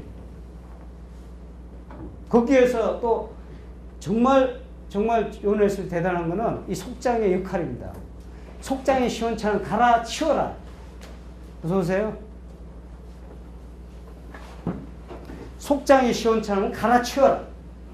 뭐 타협 볼 게 없다는 게 존 웨슬리의 기본 생각이에요. 우리는 아유 이거 이 사람 요거 쫓아내면 이거 끝난다. 이게 목회 이게 그나마 없는 가정. 그럴 수 있어요. 그러면 가정을 더 늘리는 그런 처음에 엔트런스 포인트를 잘 연구를 하셔야 돼요. 어떻게 존 웨슬리가 택했던 옥외 집회 방식처럼 사람들을 이렇게 초대할 수 있는 여러 방안들을 하고, 그러니까 이 시각이 넓어져야 됩니다. 교구를 우리 동네만 보시지 마시고, 내가 비록 교회가 작다 하더라도 내 아이디어를 갖고 목회적 이 비전이 이게 설정이 되면 한번 물어봅시다. 칼국수집 맛있는 데 있으면 찾아갑니까? 안 찾아갑니다. 운전해서 찾아가잖아요. 목사님, 나 여기 구석에 이렇게 있으니까, 이게 목회가 이렇게 있으니까 어서 오세요. 여기 먼 데서 오셨네. 늦게 오시면은 노래 한 번씩 해야 되는데. 생각해 봅시다. 내가 교회가 여기 이렇게 있으니까 요 지역에서 내가 한다. 요런 생각부터 버리셔야 돼요. 맞죠? 요거부터 버리셔야 된다. 이게 The world is my parish라는 생각 항상 가지셔야 된다. 존 웨슬리 교회관이 그래서 국한되지 않았다는 거예요. 그러니까 이거를 완전 오픈을 해서 들여다보는 거예요. 그래서 초대할 수 있는 여러 가지 방안들을 생각을 했고, 그 다음 단계, 소사이어티 단계에서 사람들이 좀 더 양육이 되기 시작했고, 여기서 정말로 회개의 열망이 느껴지는 사람, accountability, 아까 말씀드린 번역한 직고라고 번역을 했는데, 직접 고한다? 그것도 옳은 번역일 수도 있어요. 그것도 있지만 책임성이라고 말씀하시더라고.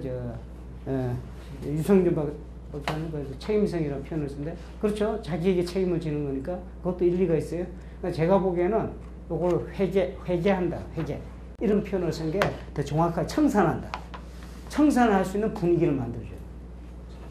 여기서 회개에서 칭의로 넘어가서 거듭남으로 이르는 단계, 이게 서비스가 교회에서 제공이 되지 않고서는 요 다음 단계를 꿈도 꾸지 말라는 거예요. 이런 심리가 없잖아요.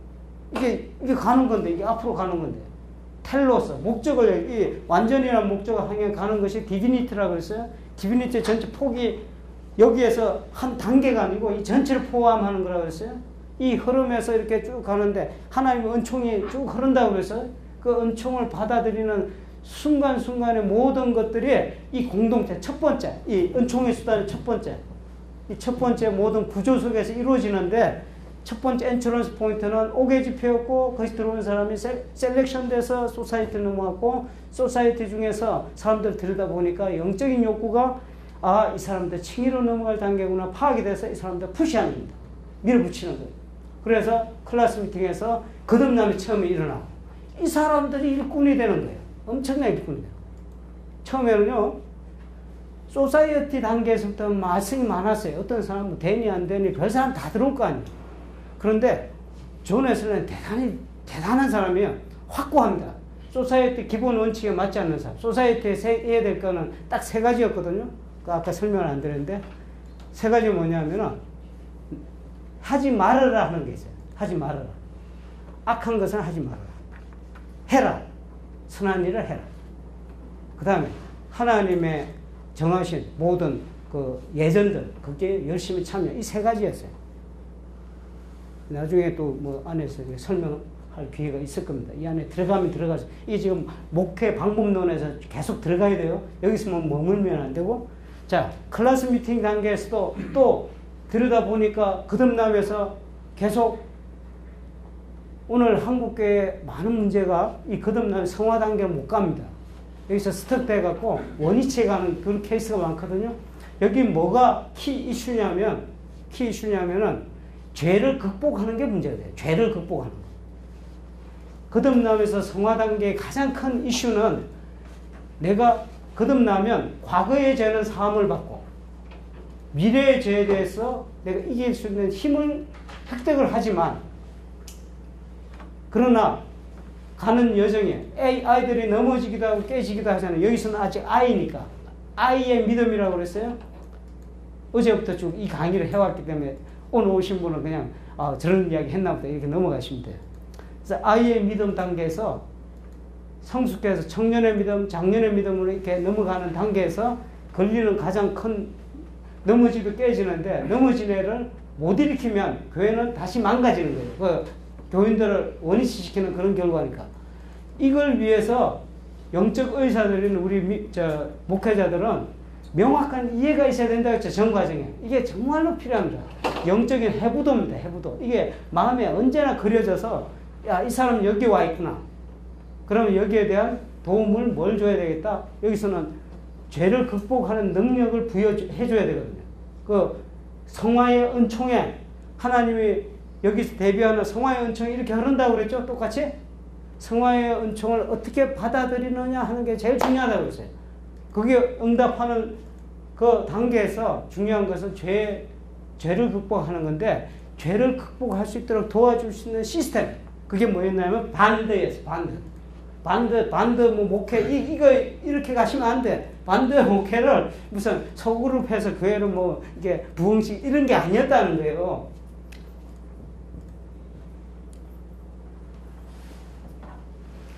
이제 반드 잡히죠. 반드 내용을 보시면 그게 그대로 나온다니까. 제가 말씀드린 이 내용 그대로. 반드에 모여서 뭘 했는가. 주로 죄를 어떻게 극복할 것인가. 유혹에서 어떻게 내가 이어나갈 것인가. 반드를 그냥 읽으면 재미 하나도 없어요. 근데 이 스토리를 알고 쫙 읽어보면, 아, 존 웨슬리 이 단계에서 이 방법을 택했구나.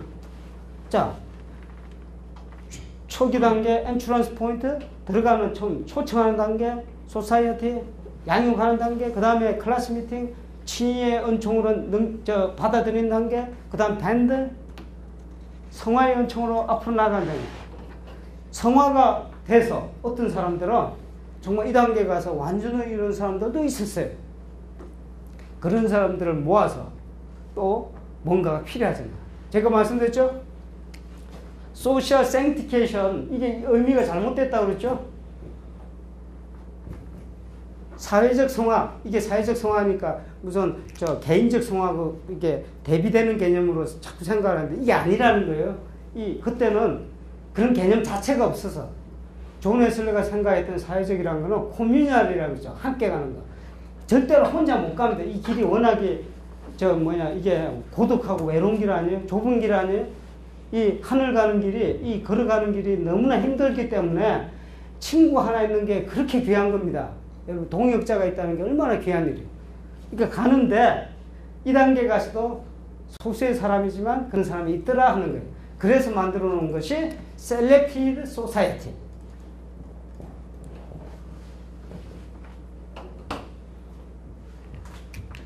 이게 은총의 수단으로서 교회의 포메이션이에요. 존 웨슬리가 보는 소그룹을 만들어서 교회를 확장시키려고 한 것이 아니고 이 전체 하나님의 은총에 어떻게 우리가 수용할 수 있느냐 하는 것을 대비한 것이 이 존 웨슬리의 공동체입니다. 인도회 하나만 잠깐 말씀을 드리고 이제 그 다음 단계로 넘어가겠습니다. 지금 시간으로 봐서는 원래는 디비니티 목회 현대적 의와 적용으로 넘어가야 되는데 요거보다도 이게 좀 더 디테일하게 들어가야 되기 때문에 약간 시간 더 쓰고 혹시 그 마지막 부분을 한 30분 안에 좀 이렇게 압축해서 할 수 있으면 그렇게 하고 강의를 종료를 할 겁니다. 이제 마지막 강의입니다. 이게 마지막 강의는 원래 집중을 더 하시면 다 이제 그 안에 다 들어가니까 관심을 쓰시면 돼요. 자, 하나 봅시다. 여기 셀렉티드 선발 신도회라고 번역을 해보기도 하는데 때때는 셀렉티드 소사이어티스라고도 했고 셀렉티드 반드라고도 했어요. 그러나 의미는 똑같습니다. 적게는 6명, 많게는 65명까지 이렇게 이르렀다고 그래요. 이게 왔다 갔다 했습니다. 목적이 두 가지가 딱 있었는데, 그 뭐냐면, 첫째는 완전한 성화를 이룰 수 있다. 맞죠? 딱 맞아떨어지죠? 두 번째는 모든 경우에, 이게 존 웨슬리의 마음을 서로 공유할 수 있는 정말 참된 동역자들을 원했던 거예요. 이 그룹을 찾기로 원했어요. 존 웨슬리 자신과 같이 갈 수 있는. 그 외로운 길 아닙니까? 외로운 길을 같이 갈 수 있는. 근데 이들은 이미 성화의 단계에 진입을 했기 때문에, 완성에 진입을 했기 때문에 뭐라고 이야기하냐면 황금률이 the best rule 이렇게 표현하죠. 황금률이 그 사람들 안에 있다 이렇게 생각을 했어요. 그렇기 때문에 세세한 규칙들이 필요가 없어요. 그 전 단계는 규칙이 필요했는데 룰이 필요가 없어요. 그 대신에 세 가지만 지키면 된다라고 했어요. 첫째는 모임에 있어서 전적인 비밀 유지. 절대로 비밀을 유지해야 된다. 모임에 있었던 토의됐던 내용이나 같이 나눴던 내용들이 밖으로 새나가서는 안 된다. 두 번째는 목회자에 대해서 철저한 순종이 있어야 된다. 세 번째는 꼭 나올 때 그냥 나오지 않고 서로 나눌 수 있는 것들을 지참해서 나와라. 예를 들어서 뭐 이렇게 내가 모았던 옷가지를 갖고 오든지 또 먹을 음식을 갖고 나오든지 이렇게 나눌 수 있는 것들을 갖고 나와라. 이 세 가지만 지키면 된다 이랬어. 자, 이 모든 공동체들은 잠깐 이렇게 요약을 해드리면 이 공동체를 하나하나 봐갖고 야 이거는 속회에서 속회만 봐갖고 이렇게 접근을 하시면 안 되고 이게 왜 이런 것들이 필요했는가를 생각하셔요. 각 교회마다 달라져야 되겠죠? 아까 말씀드렸죠? 방편이기 때문에 이건 절대적인 어떤 거 따라야 할 속회를 했기 때문에 존 웨슬리가 속회를 했기 때문에 나도 속회를 해야 되겠다가 아니고 따라야 할 규범이 아니고 나한테 적용해야 될 방편들입니다. 은총의 수단들이란 말이에요. 이건 내한테 적용을 해야 돼요. 각 교회마다 상황이 달라집니다. 그리고 교인들의 상태에 따라 달라져야 되고 이걸 하기 위해서는 이 플랜이 나오기 위해서는 아까 말씀드렸지만 목회자 자신이 디비니티에 대한 철저한 인식이 있어야 되겠다. 이 이해, 영적인 해부도의 그림이 없고서는 정말로 어렵다. 그래서 원천으로 돌아가라. 무슨 목회를 하기 위해서 어디 기술을 익히러 다니지 마시고 그 시간에 오히려 정말로 성경이 의미하는 바, 하늘 가는 길에 대해서 내가 알고 싶다. 한 책을 다오. 이렇게 했잖아요. 그 책이 성경 아닙니까? 성경에 깊이 내가 전념하고 이해를 하고 이 시간을 드리는 것이 훨씬 목회자에게 목회를 개발하는 데 도움이 된다는 거예요. 왜냐하면 영적인 지식이 넓어지면 넓어질수록 이 포맷이 나오기 때문에 방편에 끌려가지 마시고 방편에 시간 쓰지 마시고 원천을 갖고 시작을 하면 수많은 방편들이 나오기 시작한다는 거예요. 적절한 모든 교인들 그때그때 적절한 뭔가가 나오기 시작합니다. 이 모든 공동체들은 그냥 따로따로 가는 거 하나의 뚜렷한 목표를 가지고 있어요. one focus. 두 번째, 이 포커스를 이루기 위해서 플렉시블 했단 말이에요. 이제 유연했다는 거예요. 유연했다. 하나 했으니까 이거는 우리한테 반드시 지켜야 되고 대대손손 이것을 지켜야 되는데 이게 아닙니다. 존 웨슬리의 전통, 존 웨슬리의 목회를 배운다고 했을 때 그분이 했던 그 목회 그대로 흉내내라는 뜻이 아니고 이 전체 흐름에서 내 목회 현장에 존 웨슬리가 가지던 기본을 내가 이해를 하고 내 목회 현장에 플렉서블하게 유연하게 이거를 적용시키는 그런 것이 진짜 웨슬리안이에요. 그리고 이 모든 모임은 이 모든 공동체는 아까 말씀드렸듯이 은총의 수단이란 과용도 하지 말 것이며 무시도 하지 마라. 이 원칙이 있죠. 과용으로 가게 되면 율법주의로 빠질 것이고 무시를 하게 되면은 반율법주의, 폐기주의로 가지기 때문에 이게 이단적으로 흘러갈 위험성이 항상 내재되어 있어요. 여기에 끌려가지고 밸런스를 가져라. 이게 바로 존 웨슬리가 은총의 수단으로서의 교회에 대한 이해입니다. 어디에서 이루어지느냐? 목회는 어디에서 이루어지느냐? 역시 교회입니다. 교회가 건물이 아니라 그랬어요. 상당히 넓은 의미의 우주적 교회를 마음에 그려두고 있다 하는 얘기. 그래서 이걸로 항상 생각하셔야 돼요. 자, 두 번째 안에 이 교회에서 이루어지는 일 중에서 두 가지, 교회에서 그럼 무슨 일을 하느냐? 아까 했죠. 각 공동체에서 이루어지는 일들이 있는데 키포인트는 두 가지입니다. 경건의 삶과 자비의 삶입니다. 이 두 가지가 전부 다 은총의 수단의 안에 있는 거예요. 이것도 나중에 자비의 삶도 말씀하겠지만 경건의 삶은 우리가 일반적으로 알고 있는 교회의 행사들입니다. 교회에서 이루어지는 일들입니다. 그래서 성경 탐구가 있죠. 또 뭐가 있습니까? 예? 예배나 뭐 성찬 이런 게 있겠죠? 또 뭐 금식 같은 것도 있겠죠? 또 뭐가 있을까요? 이런 모든 것들을 교회에서 현재 진행되는 것들을 오용하거나 과신하거나 무시하지 마십시오. 그러나 이것도 적절히 활용하자. 이거는 모두 다 하나님께서 만들어 주신 아름다운 정말로 귀한 하나님의 은총의 수단들이라는 걸 아셔야 돼요. 여기에서 시각을 두고 움직인다 그러면 자 여기에서 교회 공동체에서 이루어진 일들이 지금 이 경건의 삶과 자기의 삶으로 나타나야 되는데 경건의 삶에 하나 이게 다 다룰 수가 없어요. 성경 읽기만 해도 성경 탐구만 해도 존 웨슬리의 성경 탐구는 완전히 우리가 이해하는 거와 달라요.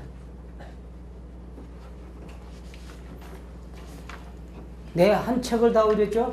그 책이 성경이었어요. 근데 존 웨슬리의 성경은 성경을 읽는다고 하는 거는 대단히 중요한 의미를 갖고 있어요. 이렇게 이야기합니다. 내게 내 거처액을 다오 나의 그분의 현존에서 하늘 가는 길을 찾기 위해. 존 웨슬리는 확신했어요. 성경 안에 하늘 가는 길이 있다는 거. 그런 이야기를 쭉 해요. 그런데 자, 뭐 이렇게 다른 이야기들은 앞에서 제가 그냥 넘어가겠습니다. 그런데 이게 존 웨슬리의 성경 탐구를 Searching the Bible 이렇게 이야기합니다. Searching the Bible 그거를 이해하기 위해서는 Lectio Divina 들어보셨어요? 혹시 Lectio Divina 이게 Divine Reading이라는 교회 전통에 뭔가가 있었어요. 이걸 좀 understand 하기 위해서.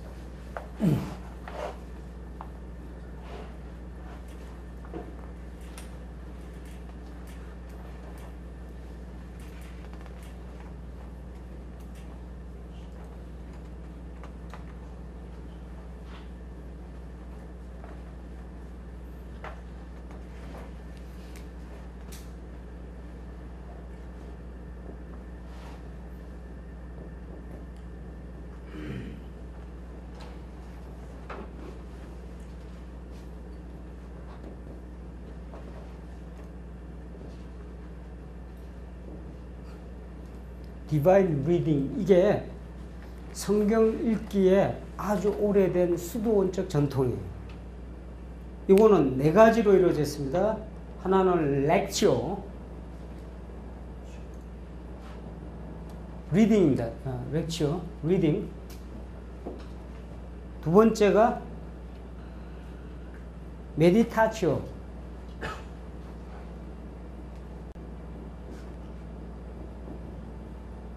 요게 묵상이라고 하는 거죠. 묵상. 세 번째가 오라치오. 이게 좀 뭐 그쪽이 좀 잘못 나온 것 같아요. 오라치오. 이게 기도입니다. 네 번째 콘템플라티오. 콘템. 이제 다 라틴어에서 나오는 거예요. 이거는 명상이라고 번역하기도 하고 우리가 관상이라는 거 있죠. 관상이라고 많이 쓰더라고요.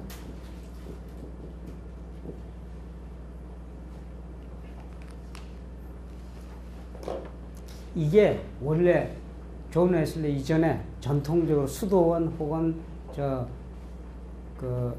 주로 수도원에서 이루어졌던 성경 읽기 방법이에요. 리딩하고, 묵상하고, 읽고, 묵상하고, 기도하고, 관상하고. 타겟이 어디냐면 관상이 있어요. 관상이란 거는 모든 것을 제로로 만들어 비우고, 명료한 것, 뭐라고 할까요? 순수한 마음의 상태로 돌아가서 하나님과 합일하는 것을 관상이라 한다. 이렇게 봅니다. 그게 관상이 이 과정을 추구해왔어요. 모든 대부분의 수도사들이 이게 바로 디바인 리딩이라는 거예요.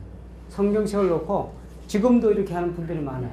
지금도 이렇게 가르치는 분들이 많은데 이 성경책을 읽고 하는 방법입니다. 이게 익숙했던 방법들이에요. 그러나 존 웨슬리는 완전히 자기식의 방식으로 넘어갑니다. 뭐 넘어가는 과정들이 쭉 있는데 그걸 다 말씀드릴 수는 없고, 그거를 요약해서 말씀드리면은, 이게 어디로 넘어가냐면은, 자,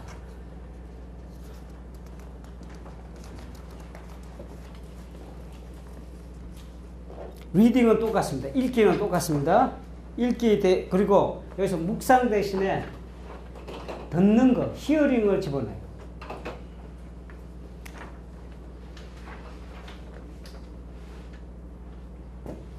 기도는 똑같습니다. 기도. 관상을 여기에서 확 달라집니다. 존 웨슬리는 관상을 포기합니다. 원하지 않아요. 신비주의에서 벗어난다고 했죠. 신비주의에서 벗어나는 계기, 어제 못 들은 분을 위해서 존 웨슬리는 신비주의와의 어딘가 조지아 선교에 가서 신비주의에 푹 빠지게 되는데, 빠진 그때 신비주의로부터 벗어나기도 해요. 그게 이루어지는 것이 그 조지아 선교 때 이루어진다고. 조지아 선교 실패했다 이렇게 보면 안 된다고 그랬죠? 우리가 실패다 성공이다 할 수 있는 잣대가 아니에요. 실패했고 5월 24일 날 뭐 갑자기 이렇게 변해서 이렇게 된 게 아니라는 거예요. 그 조지아 때 이루어진 사건 중에 하나가 신비주의에 푹 몰입됐다가 거기서 극복이 되는 과정이 있는데, 그게 이우정 교수가 많이 강조하죠. 마카리우스라는 사람. 마카리우스의 그 설교를 접하게 되고, 거기서 깊이 읽음으로 해서 신비주의에서 탈출이 일어난다고. 탈출이 일어나면서 이 관상 문제가 깨트려져요. 신비주의는 멘탈 프레이어, 관상적 기도, 관상적 기도에 푹 빠졌던 사람들이에요. 그러나 존 웨슬리는 무슨 이야기를 하냐면은 사막에서 홀로 관상적 기도에 빠져 있는 것을 아주 신랄하게 비판을 하는데, 그게 뭐냐면 영적 어덜트라, 그러니까 영적인 간음자이다 이렇게 할 정도로 신랄하게 비판을 해요. 그 전에 자기도 빠졌는데, 멘탈 프레이어, 그 윌리엄 로우를 조지아 선교 때 만나게 됩니다. 거기서 만나서 거기에 자극을 받고 소개해준 책들도 읽게 되고, 또 모라비안들도 접하면서 독일 신비주의하고 이렇게 접함이 일어나요.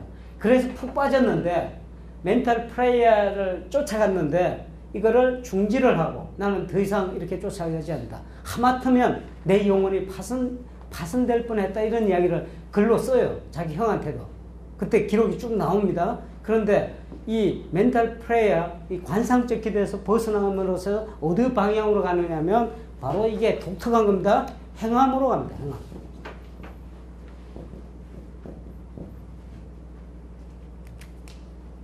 성경을 읽고 듣고, 이 듣기도 단순한 듣기가 아니에요. 이게 참 하나하나 이게 많은 얘기인데, 예, 그 묵상이라는 단어하고도 많이 다릅니다. 그게 뭐 곱씹는다는 표현도 쓰고 뭐 내어 맡긴다 이런 표현도 쓰는데, 이제 여기서 다 안 다룰게요. 나중에 이게 책이 나가면 이제 자세히 제가 설명을 했습니다. 한번 보시고 나중에 그걸 하시면 돼요. 그런데 이 묵상, 듣기도 혼자 절대로 듣는 게 아니에요. 공동적 묵상입니다. 공동적 듣기. 커뮤널 히어링입니다. 그래서 말씀 듣는 것이 중요해지는 거예요. 성경을 해석하고 같이 이렇게 함께 하는 것이 중요해지는 거예요. 이웃과 함께 더불어 사는 거. 그런데 이 기도가 핵심입니다. 성경 읽기에. 그냥 이야기한 것이 아니라 이 기도에 대해서 여기 좀 아까 있죠. 그 경건의 삶 안에 기도가 따로 배치되어 있거든요. 이 기도가 왜 중요하냐? 자, 바로 기도로 넘어갑시다. 이 지금 행함, 이거는 이게 참 이 자비의 삶하고 또 연결이 돼요. 그래서 넘어갑니다.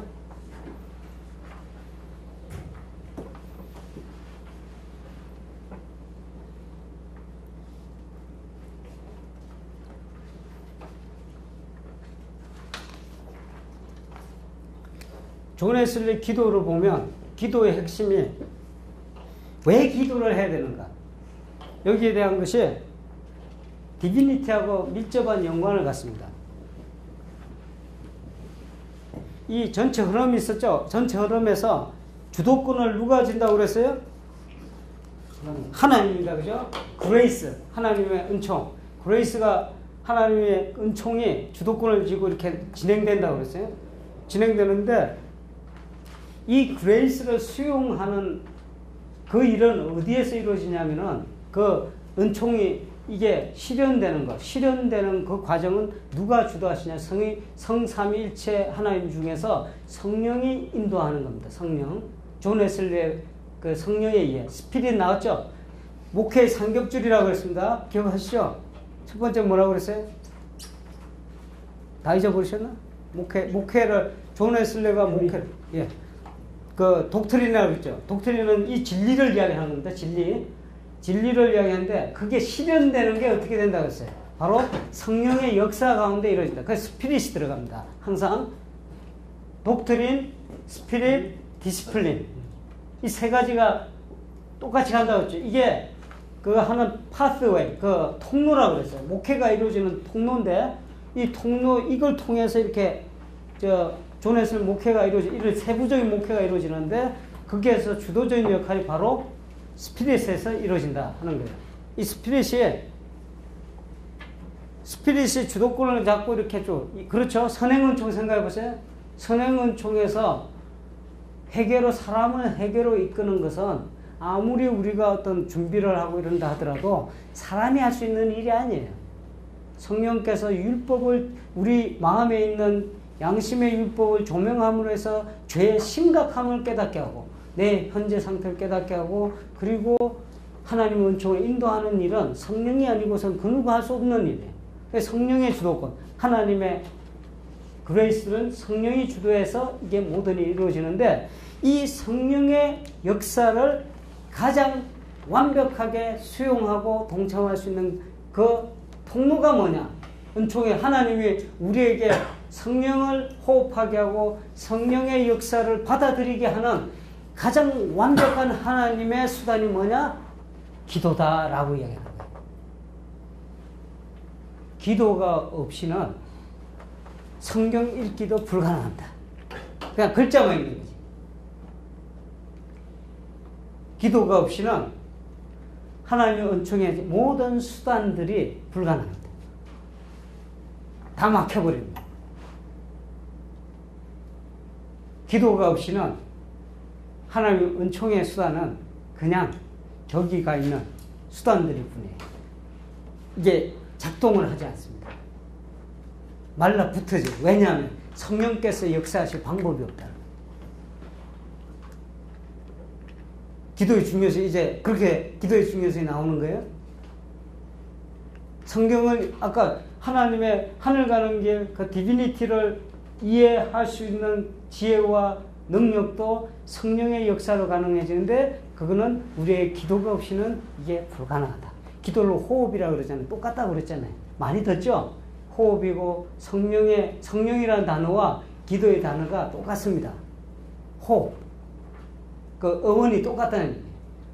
성령의 호흡을 우리가 받아들이고 우리가 실제로 존 웨슬리가 이렇게 이야기합니다. 우리가 영적인 호흡을 해서 하나님께 올려드리고 하늘의 호흡이 우리 가슴 속에 이렇게 가득 찰 수 있도록 한다 하는 것에 기도에 대한 이야기를 할 때 쭉 나오는 아주 신비로운 이야기입니다. 이걸 갖고 막 이상하게 생각하는 분들도 있어요.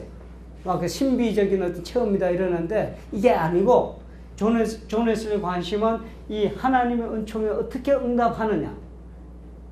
그거는 우리가 엎드려 기도하는 길밖에 없다는 것을 지속적으로 이야기하는 거예요. 기도가 그만큼 중요합니다. 자, 기도가 그래서 은총의 수단입니다. 성만찬.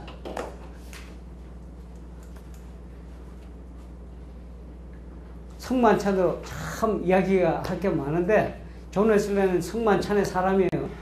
그죠? 성만찬이 왜 중요해지느냐? 그냥 가만있어요. 성만찬 얼마 만에 합니까? 대체적으로? 한 달에 한 번? 1년에 한 번. 1년에 한 번. 또 절기마다 하는 분이 있어요?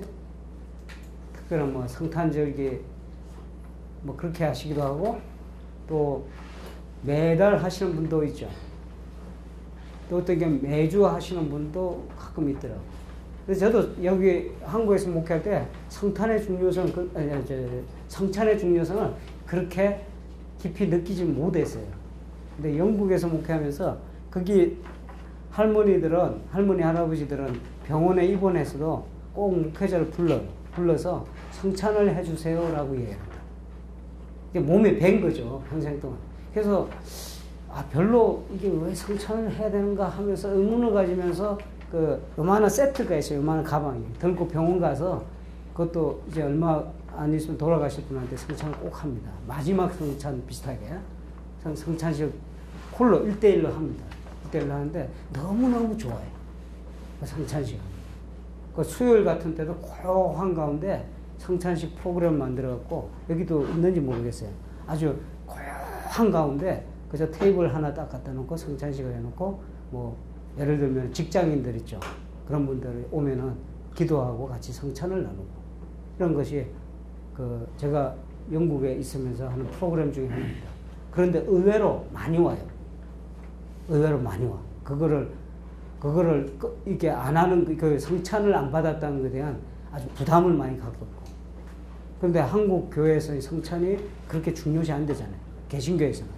근데 존에서는 성찬의 중요성을 느끼잖아요. 왜냐하면 성찬이 은총의 수단으로 인식됐기 때문에. 존 웨슬리 어머니 있죠. 수산나는 성찬식을 통해서 은혜를 받습니다. 어떻게 그런 일이 일어납니까? 하나님 제정하신 은총의 수단이기 때문에. 이 성찬식이 갖는 영적 파워가 대단합니다. 이게 근데 왜 우리 목회에서 이게 적용 안 됩니까? 아까 말씀드렸죠. 목회자가 성찬에 대한 깊은 이해가 필요합니다.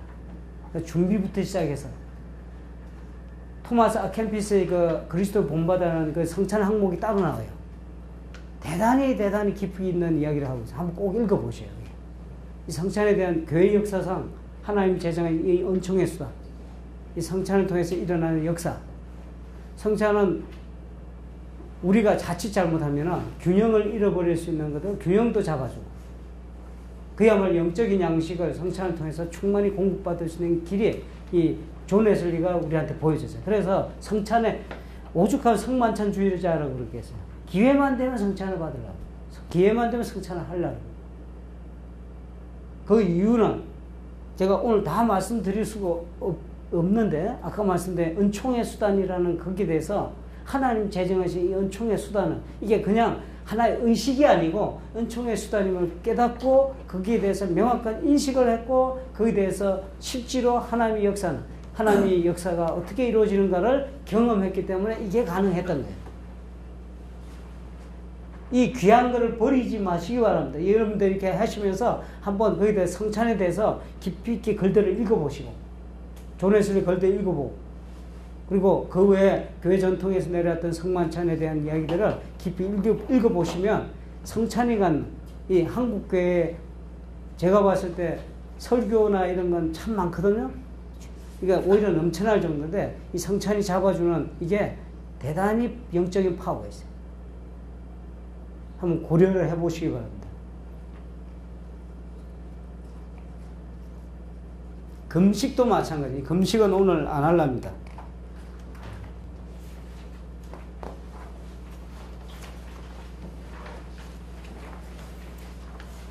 그 다음에, 자.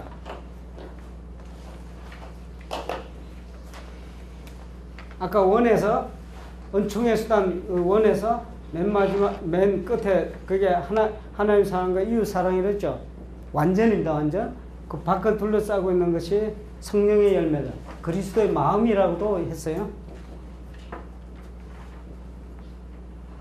그 다음 단계에 있는 것이 자비의 삶입니다.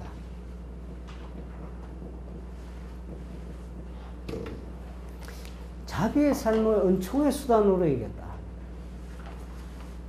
우리는 자비, 남을 구제하고 이런 거를, 이웃 사랑하고 이런 거를 하나의 신앙적 결과로 생각하는 경우가 많거든요. 그죠?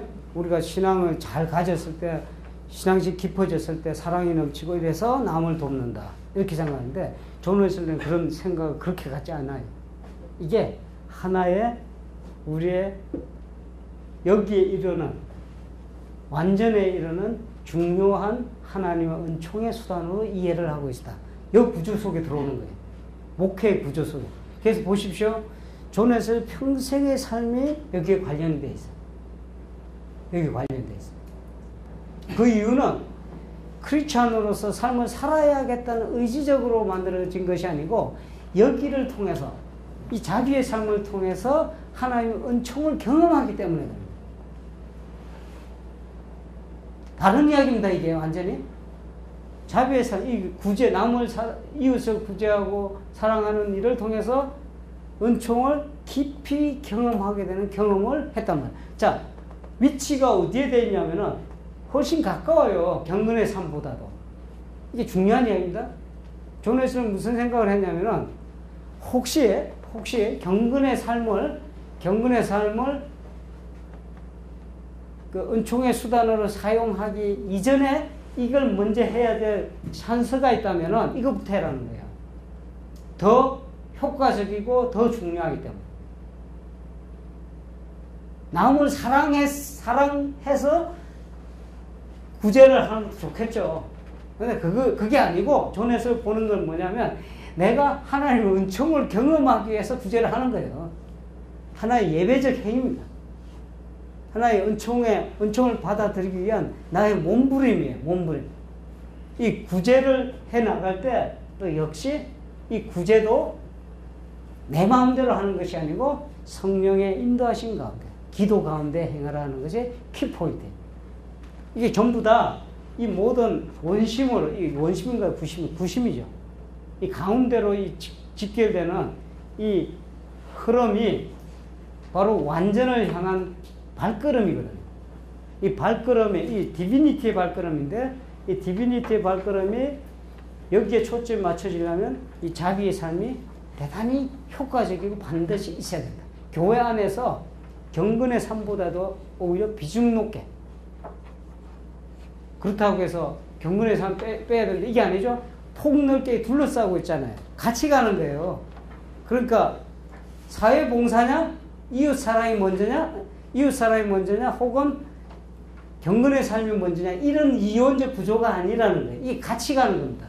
마치 이게 호두 껍질 안에 있는 것처럼 어느 하나를 빼는 것이 아니고 이게 같이 가는 거예요. 이 같이 가는, 이 밸런스로 이루어져가는 자비의 삶과 경건의 삶, 경건의 삶과 자비의 삶이 하나로 감으로 해서 훨씬 더 이게 하나님의 우리가 가는 완성에 가까워진다.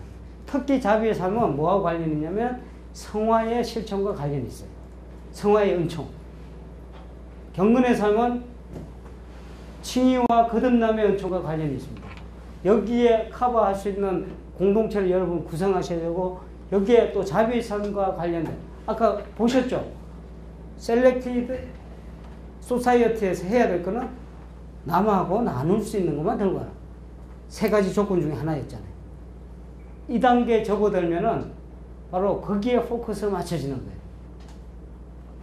이게 자꾸 교회에서 내가 이웃 사랑이 먼저냐 뭐 이렇게 이 갈등을 할 아무런 이유가 없어요.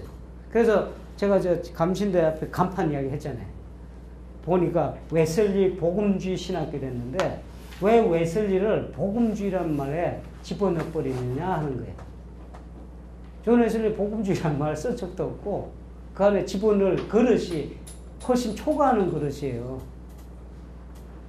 무슨 말을 하려는지는 이해가 되는데 무슨 말을 하려는지는 이해가 돼요. 그 밑에는 또 사회적 성화의 신학교. 이렇게 가를 필요가 없는 이야기들이에요. 그냥 웨슬리면 하나면 족한 거예요. 그 안에 왜냐하면 이게 다 들어가요. 이게 은총의 수단으로 다 들어가 있다니까요. 다 들어가 있어요. 이게 앞으로 전진하고. 이게 존 웨슬리의 목회적 방법입니다. 그러니까 모든 이 방법들이 특별한 것이 아니고 이미 우리 생활 가운데 이미 배워왔던 것들이에요. 이것이 존 웨슬리에서 이게 조직적으로 조직화되고 이게 준비됐을 뿐이에요. 그러니까 이제 제가 방법론에 대해서는 이제 종료를 하려고 합니다.